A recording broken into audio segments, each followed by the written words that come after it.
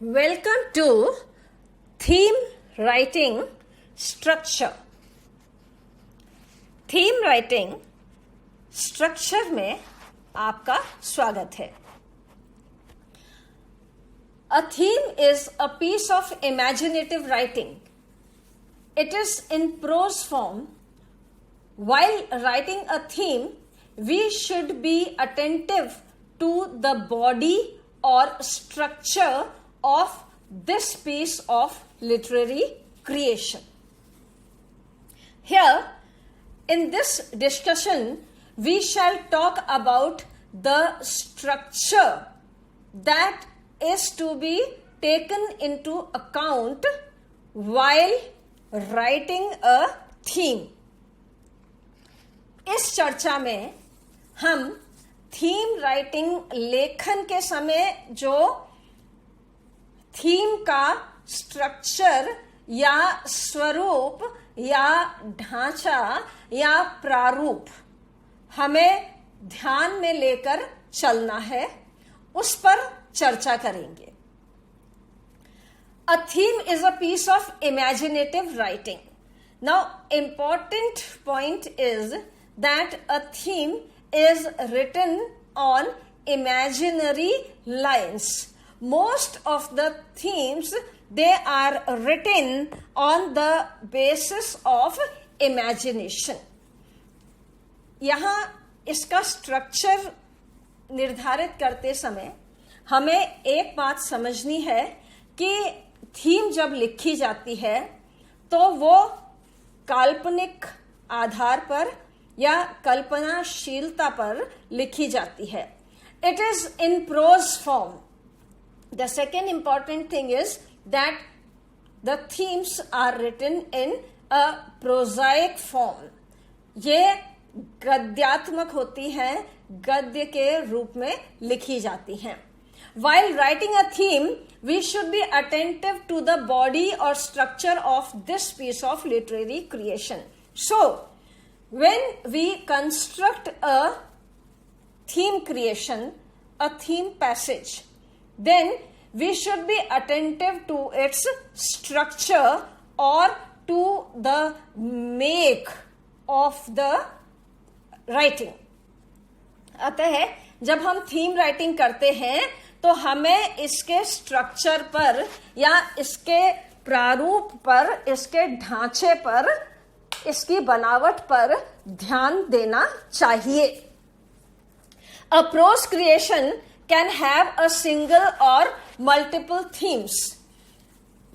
We have talked about this earlier also, that when a prose construction is done, it can have either a single theme or multiple themes. हम पहले भी ये चर्चा कर चुके हैं कि जब भी हम कोई गद्यांश लिखते हैं या कोई भी रचना लिखते हैं, उस समय उसमें हम कई बार एक सिंगल थीम, एक सिंगल प्रसंग का प्रयोग करते हैं और कई बार हम उसे बहुप्रासंगिक बनाते हैं. These themes can include arguments which can be in the form of opinions and pieces of advice. Now, these themes, they can include arguments which can be in the form of opinions and pieces of advice. What is there inside the content? What is there inside the theme is to be understood, because there is scope for variety.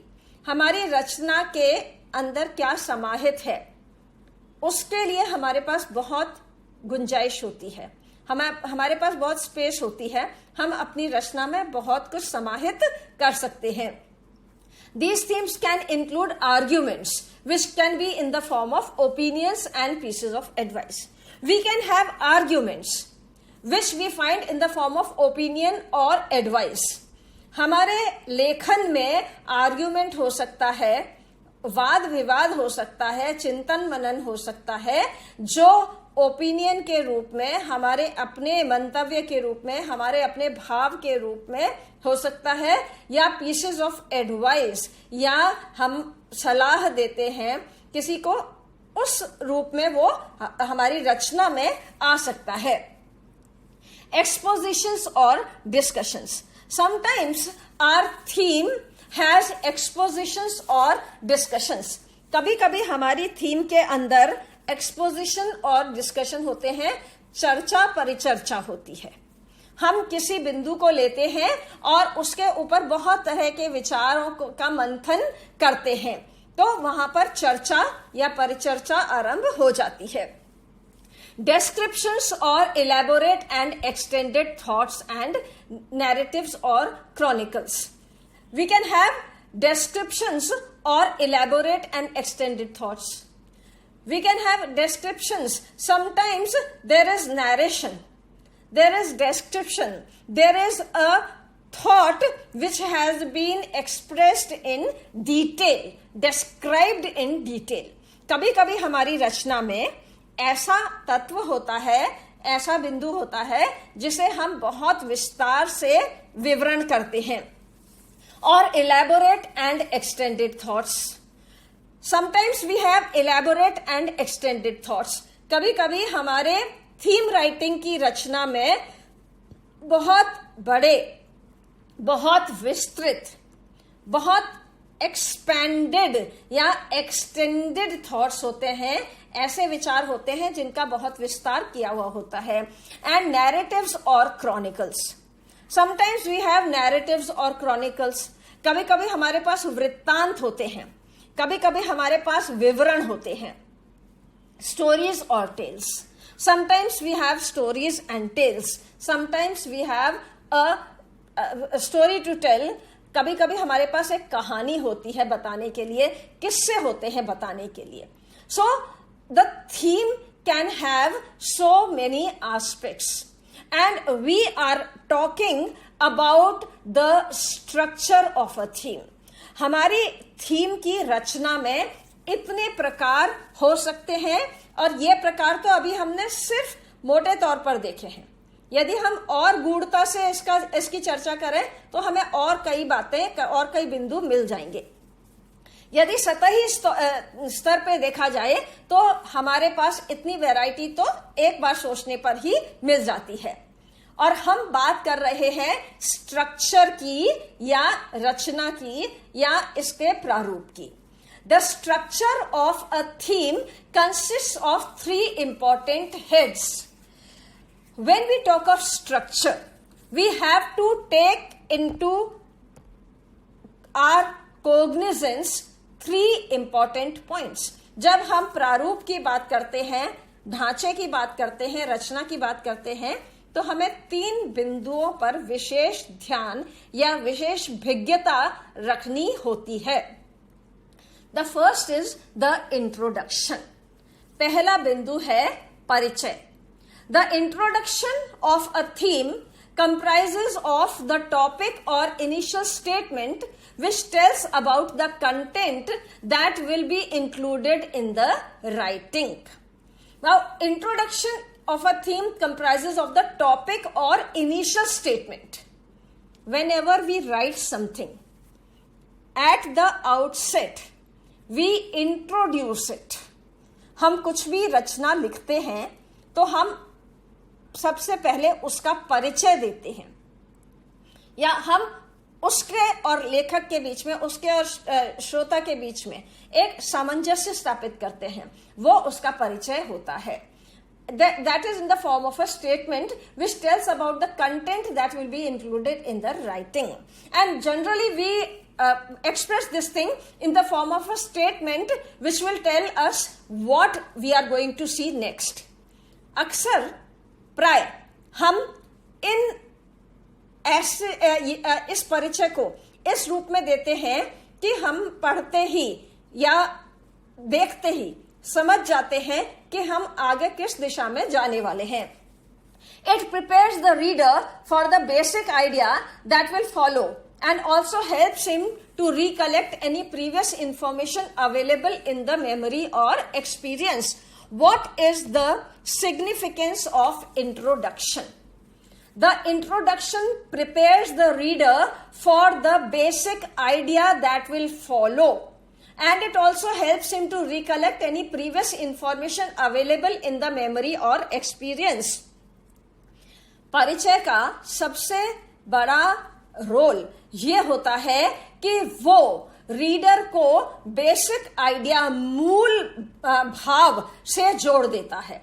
और उसके साथ ही यदि कोई पहले का ज्ञान, बोध, किसी भी तरह का आभास यदि हमारे पास है तो वो बोध भी हमें याद आ जाए, चाहे वो हमारी स्मृति में हो, चाहे वो हमारे अनुभव में हो, उस बोध के साथ हमें जोड़ने का काम हमारा परिचय वाला हिस्सा या मुखड़ा करता है। लेखन का जो पहला भाग होता है, मुखड़ा होता है, वो हमें हमारे स्मृति में जितना जो कुछ अंकित है उससे जोड़ देता है, और हम आगे क्या देखेंगे इससे भी हमें, इस पथ पर हमें ले जाता है। This is important to create the atmosphere for better reception and quick response to the stimuli on the given concept or idea. The importance of introduction is to create atmosphere for better reception. When the introduction is strong and clear, our reception is better. As a reader, as a listener, our reception is good when the introduction is clear. एक श्रोता के रूप में या एक पाठक के रूप में कोई भी बात हमें बताई जाती है, चाहे वो लिखित हो, चाहे वो सुनी हुई हो, परिचय स्पष्ट है तो वो बात भी हमें बहुत सुविधाजनक तरीके से समझ में आती है। हमारी जो ग्रहणशीलता है वो बहुत अच्छी होती है। And quick response to the stimuli on the given concept और idea, and it enables quick response to stimuli on the given concept और आइडिया। जो आइडिया हम आगे चलकर डिस्कस करेंगे उस पर हमारे रेस्पॉन्सेस भी बहुत क्विक आते हैं।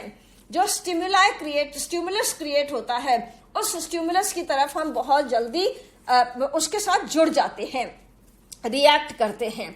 जो भी हमारे साथ क्रिया की जा रही है उसकी प्रतिक्रिया के लिए हम बहुत जल्दी तैयार हो जाते हैं। The second part of the structure is the body. The body is the middle part of the theme passage. It contains the description and all additional information on the topic. The next part of the structure is the body, and the body usually is the middle part of the theme passage. जो उसका धड़ होता है या जो उस रचना का बीच का भाग होता है उसे हम उसकी बॉडी कहते हैं। ये बॉडी उसका मध्य भाग होता है। It contains the description and all additional information on the topic. ये विवरण या उससे संबंधित जो भी जानकारी हमें है वो सारी जानकारी इसकी बॉडी में आ जाती है। किसी भी तरह की एक्सटेंडेड इंफॉर्मेशन है वो सारी की सारी बॉडी में आ जाएगी, मध्य भाग में आ जाएगी। It also contains all extended thoughts and leads the reader to the possible development of the idea. It connects us to the extended thoughts.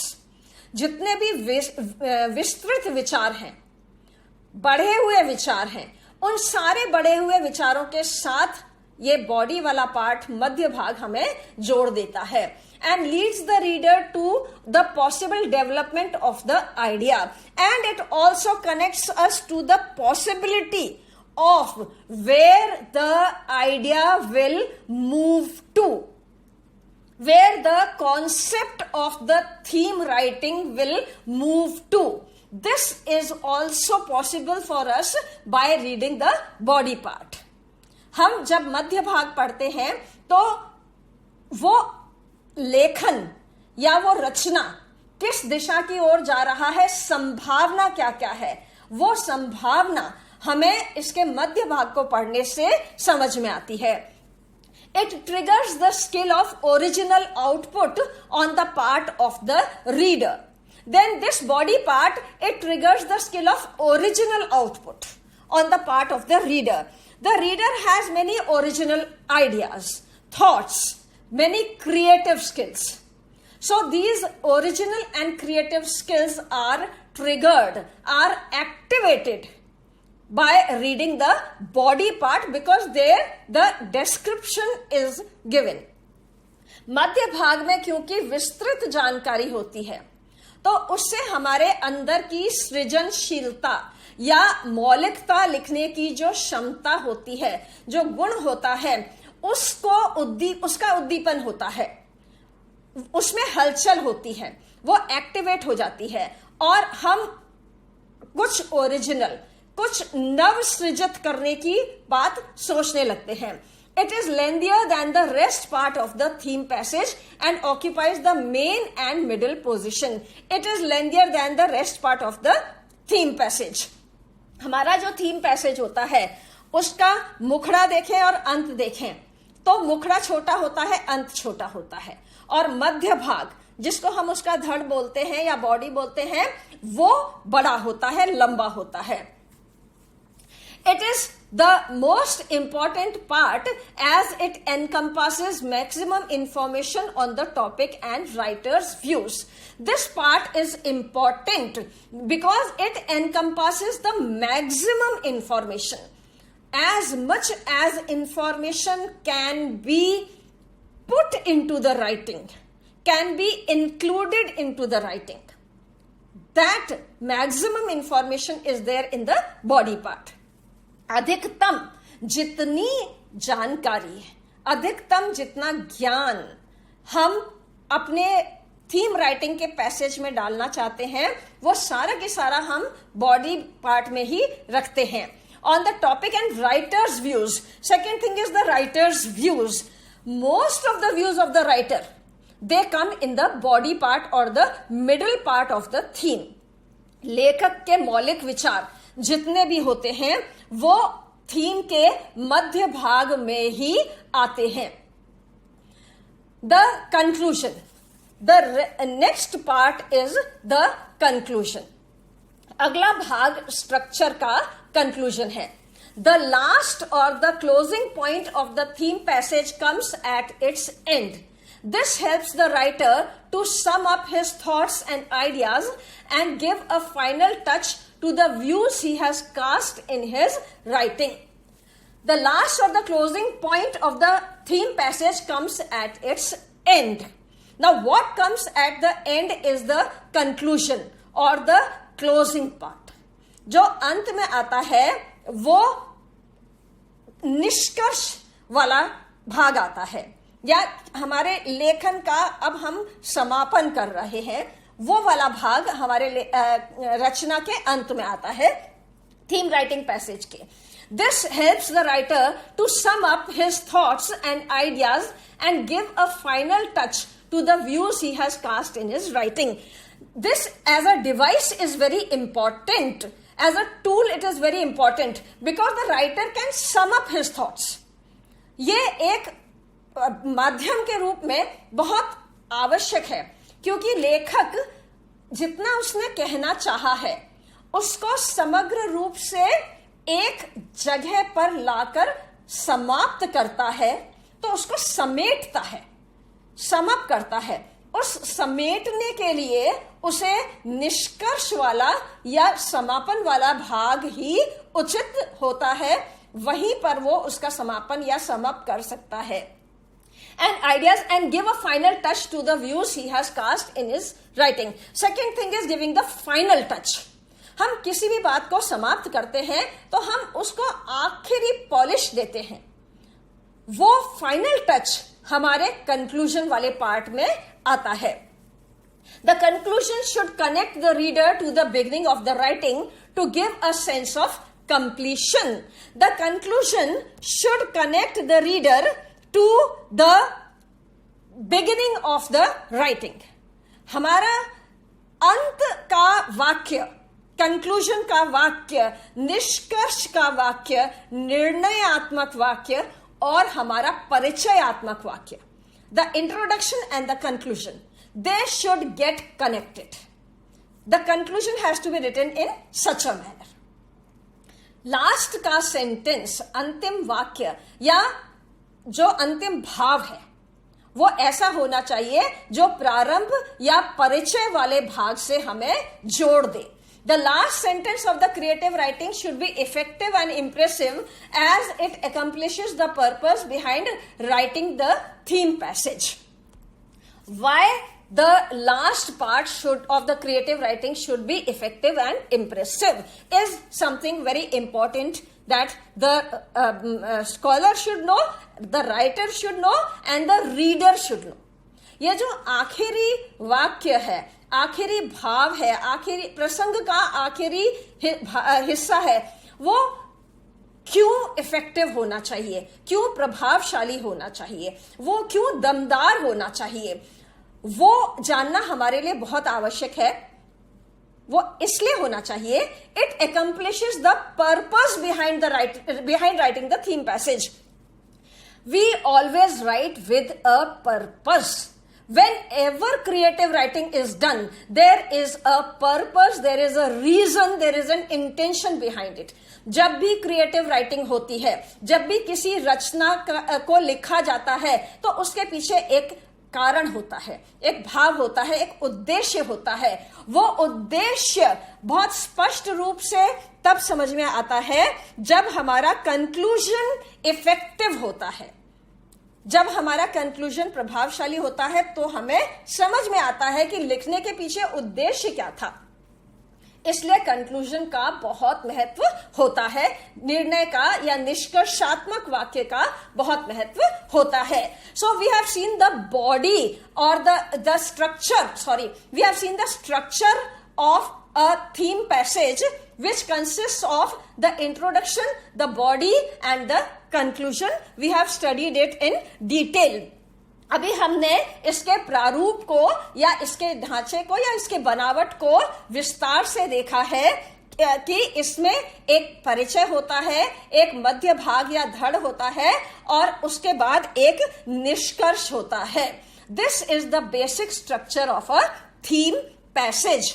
एक थीम पैसेज का मूल रूप से यही प्रारूप होता है. थैंक यू, धन्यवाद.